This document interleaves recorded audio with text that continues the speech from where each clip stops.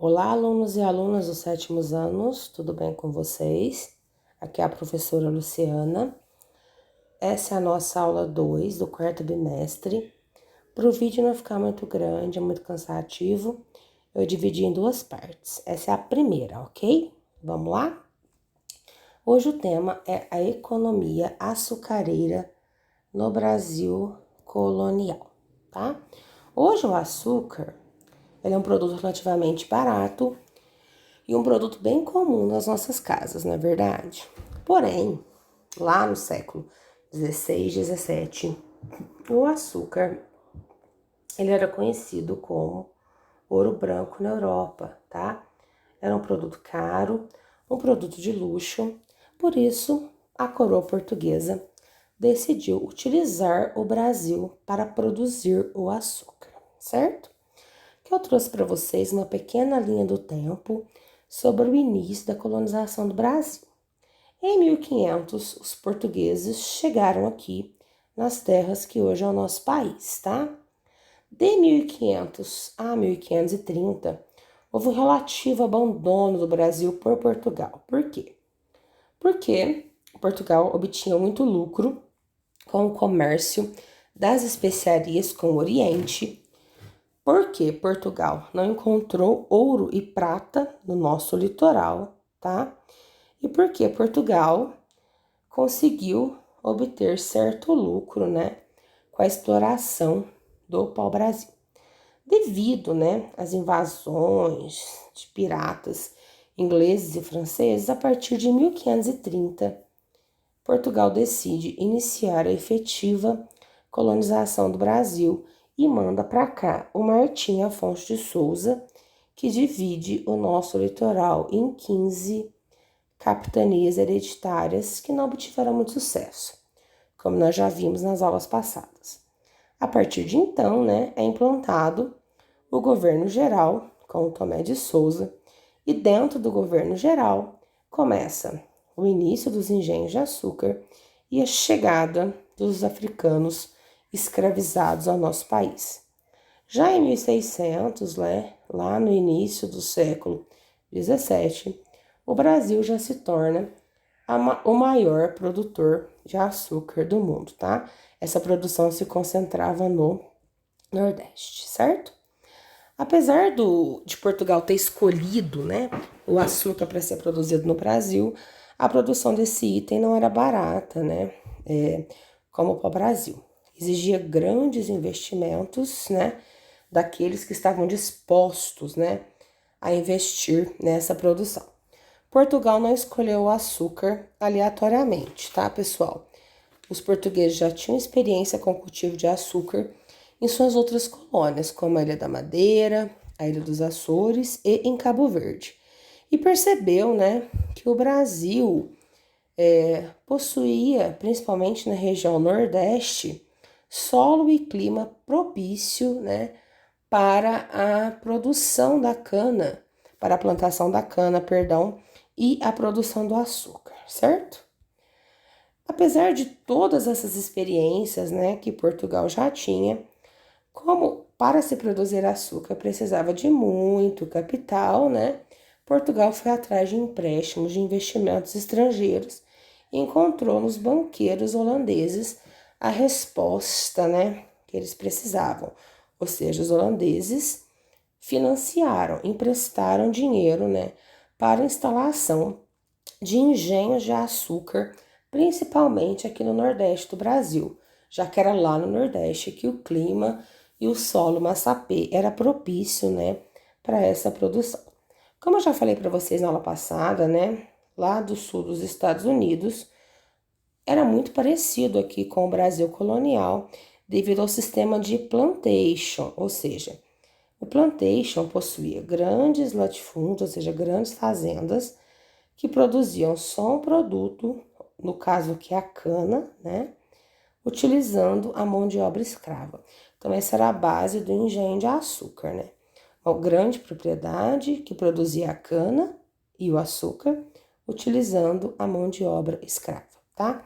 A palavra engenho, galera, se vocês procurarem no dicionário, engenho vai ser definido como um equipamento usado para moer cana, tá? Só que no Brasil colonial, o engenho, a palavra engenho, ela é designada, né? Ela reestrutura, né? Ela ganha uma nova estrutura de palavra e ela é usada para designar toda a fazenda produtora de cana, tá? Com as suas plantações, com os seus canaviais, com suas instalações para a produção do açúcar, a casa grande, a capela, a senzala. Então, no Brasil colonial, essa palavra engenho, né, ela recebe um ressignificado e passa a designar a grande propriedade açucareira com tudo que ela tem dentro. Ó, o canavial, a casa grande, a senzala, a moenda, a caldeira, a casa de purgar, a casa do pão de açúcar, a capela, enfim, né? Tudo que tinha dentro, certo? Aqui eu trouxe para vocês uma foto, né, ilustrando um engenho, ou seja, uma grande produção, uma grande fazenda produtora de açúcar. Aqui tem a moenda, ó. Aqui as casas de purgar, né, onde se produziu o açúcar. Aqui é a casa grande, a capela e a senzala, ok? Aqui uma foto, né, uma pintura ilustrando um canavial. Aqui uma pintura ilustrando a casa grande, a senzala, né, um patrimônio histórico aqui de uma senzala por fora. Aqui como era a senzala por dentro, em tempo, né, relembrando que a senzala era o alojamento, né, dos escravos. E haviam dois tipos, né, de moenda, ou seja, equipamentos para moer a cana. A moenda trapiche, que utilizava a força animal, e a moenda real, que utilizava a força das águas. Mas, pessoal, como que se produzia cana, né? Qual que era o processo? O primeiro passo era moer a cana naquelas moendas que eu falei para vocês, ou na trapiche ou na real. O segundo passo era levar este caldo, né? A moenda extraía o caldo da cana. O segundo passo era levar este caldo para as caldeiras, né? Onde ele ia ser fervido, tá? O terceiro passo era levar, né, este caldo fervido, né? Ou seja, ele já tinha virado açúcar mascavo para a casa de purgar, onde ele ficava lá descansando por dias até cristalizar, ou seja, ele virava floquinhos de açúcar. O quarto e último passo era levar para o pão de açúcar ou caixaria, né? Onde o açúcar era pesado e embalado para transporte, ou seja, levado até a Europa. Todo este processo, né, ele era feito não só pela mão de obra escrava. A mão de obra predominante no engenho era a mão de obra do escravo, tá? Mas também havia alguns trabalhadores livres, né, que faziam funções técnicas, administrativas e artesanais, como o mestre do açúcar, né, que era aquele que provava o açúcar, que deixava o açúcar no ponto. Os feitores, né, eram aqueles que cuidavam do trabalho dos escravos, ou seja, até aplicavam castigos físicos, né, nos escravos, tanto na moenda como na plantação, como ali nos outros processos ali da produção do açúcar, tá?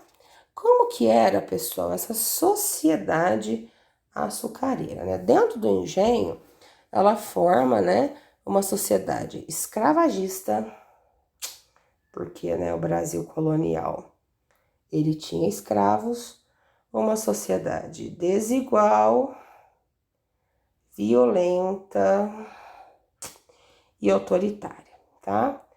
Quem mandava em tudo era o senhor de engenho, né? O senhor de engenho, sendo dono de engenho, né? Ele e sua família compunham o topo da escala social. Ele era proprietário das terras, das plantações, dos escravos, dono também ali de toda aquela terra, né? Daquela região. Todos que estavam no engenho deviam obrigação e obediência a ele. Não era só aquela família nuclear que morava ali, digamos, né? Composta por esposa e filhos.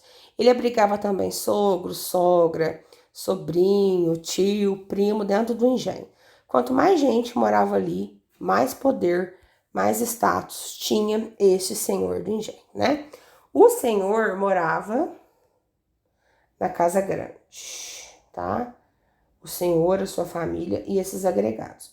Os escravos, eles não moravam, na verdade, né? Porque eles trabalhavam ali 14, 15, 16 horas por dia. Eles tinham um alojamento, né? Onde eles dormiam, que se chamava senzala. A vida difícil do escravo nós vamos abordar na próxima aula, tá? Nos engenhos, nas cidades, nas vilas, nas casas, né? Todo o trabalho braçal era realizado pelos africanos e pelos seus descendentes, né? O africano, ele era as mãos e os pés do senhor de engenho.